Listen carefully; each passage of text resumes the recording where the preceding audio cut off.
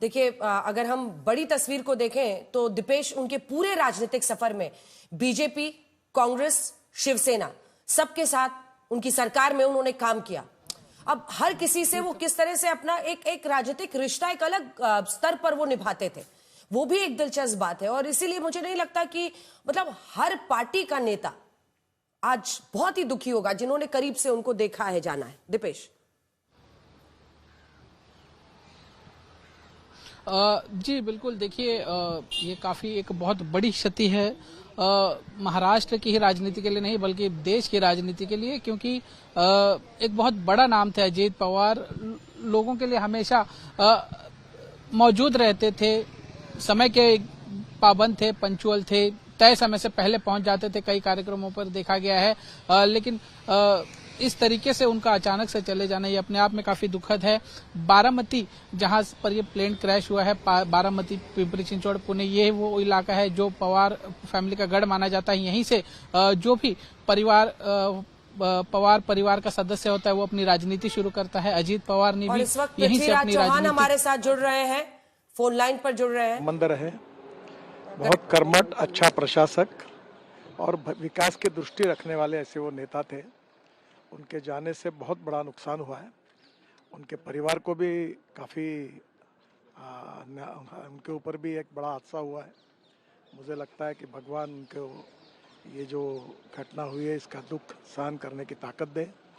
मैं व्यक्तिगत रूप से और पार्टी के तरफ से महाराष्ट्र के इस पुराने सहयोगियों को मैं श्रद्धांजलि अर्पित करता हूँ। भगवान उनके आत्मा को शांति दे, यही ईश्वर चरणों में प्रार्थना करता हूँ। नमस्कार। पृथ्वीराज चव्हाण हमारे साथ इस वक्त फोन लाइन पर जुड़ रहे हैं, पूर्व मुख्यमंत्री हैं महाराष्ट्र के। पृथ्वीराज जी, आप किस तरह से याद करना चाहेंगे अजित पवार को? सबके लिए आज के दिन की कल्पना करना और इस पर विश्वास करना बहुत भारी पड़ रहा है। देखिए, बहुत ही धक्कादायक खबर आई सुबह मॉर्निंग। हमारे महाराष्ट्र में जिला परिषद के चुनाव चल रहे हैं। पहली बार जिला परिषद के चुनाव में अजित पवार और शरद पवार आमने सामने खड़े हैं। लेकिन शरद पवार जी का जो फैक्शन है एनसीपी का, वो करीब करीब अजित पवार जी के फैक्शन में मर्ज हो चुका है। और सारे करीब करीब इकट्ठा आने की प्रक्रिया करीब करीब पूरी हो चुकी थी। और ऐसे समय महाराष्ट्र के डिप्टी सीएम जो महाराष्ट्र की फडणवीस सरकार चल रही है उसका एक तीन खंबे पे चल रही है, उसमें से एक बहुत महत्वपूर्ण अंग अजित पवार की एनसीपी, वो आज नहीं रहा है। पहली बार 2010 नवंबर में मैं मुख्यमंत्री बना और मेरे साथ पहली बार अजित पवार जी उप मुख्यमंत्री बने। मैं उनके साथ 4.5 साल तक बहुत करीब से हम दोनों ने महाराष्ट्र का प्रशासन संभाला था। बहुत ही डायनामिक युवा नेता थे, काफी उम्मीद थी महाराष्ट्र के नेतृत्व के लिए उनसे। हमारे उनके काफी पॉलिटिकल मतभेद थे और कई सारे घटनाएं भी उस समय घटी थी।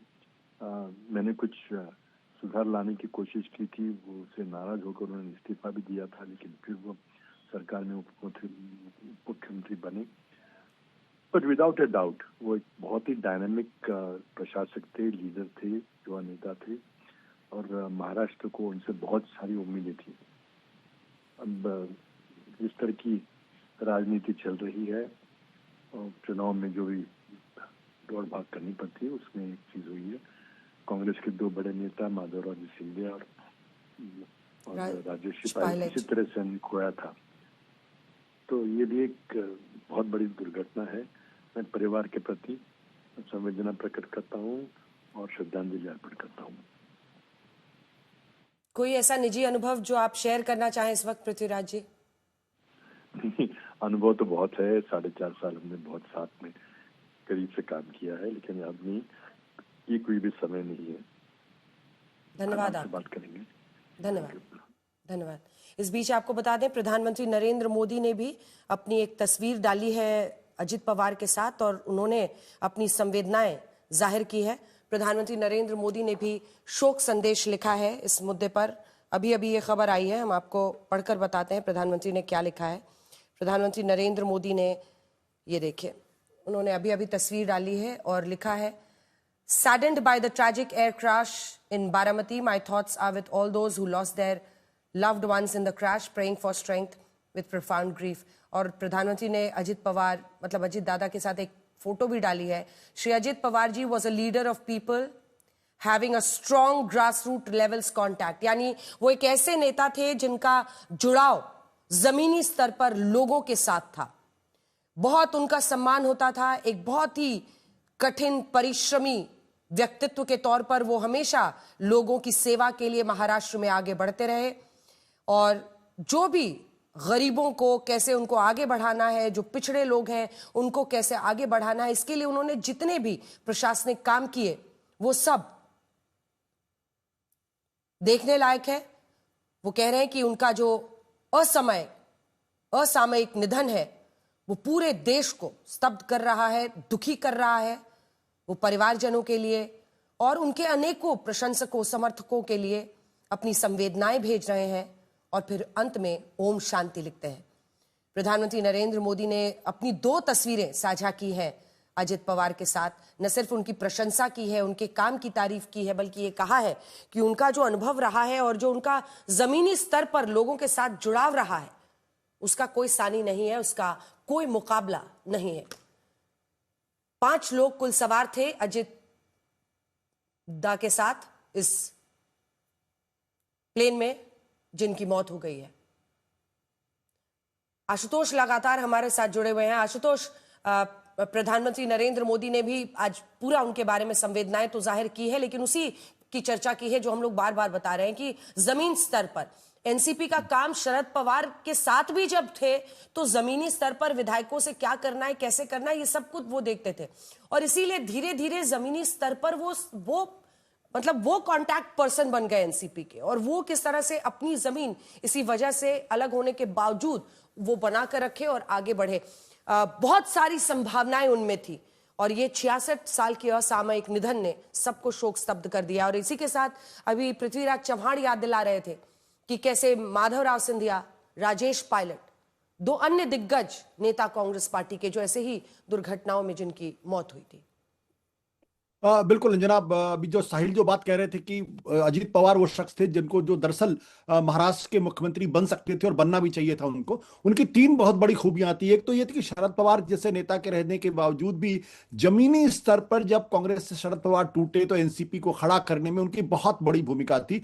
एक बहुत बड़ा कारण यह था। दूसरा यह था कि वो बहुत अच्छे काबिल एडमिनिस्ट्रेटर माने जाते थे, यानी जिस मंत्रालय को संभालते थे उस मंत्रालय पर उनको अच्छी पकड़ होती थी और उसको बहुत कायदे से बहुत एफिशिएंट तरीके से चलाते थे। तीसरी बात है कि फाइनेंस के मसले पर भी उनकी समझ बहुत अच्छी मानी जाती थी। देखिए, पॉलिटिक्स के अंदर है तो आपको बहुत सारे काम करने पड़ते हैं, वो एक अलग तरीके का प्रश्न है, लेकिन दरअसल महाराष्ट्र की राजनीति में शरद पवार का अगर कोई असली उत्तराधिकारी था तो वो अजीत पवार थे। अजीत पवार के अंदर वो सारे गुण थे। वो ट्रांजैक्शनल पॉलिटिक्स करते थे, प्रैग्मेटिक पॉलिटिक्स करते थे, विचारधारा के बंधन में वो नहीं बंधे रहते थे, इसलिए उनको देवेंद्र फडणवीस के साथ जाने में भी किसी तरीके की कोई दिक्कत नहीं थी, और जब मौका लगा तो वापस वो शरद पवार के पास वापस आ गए थे।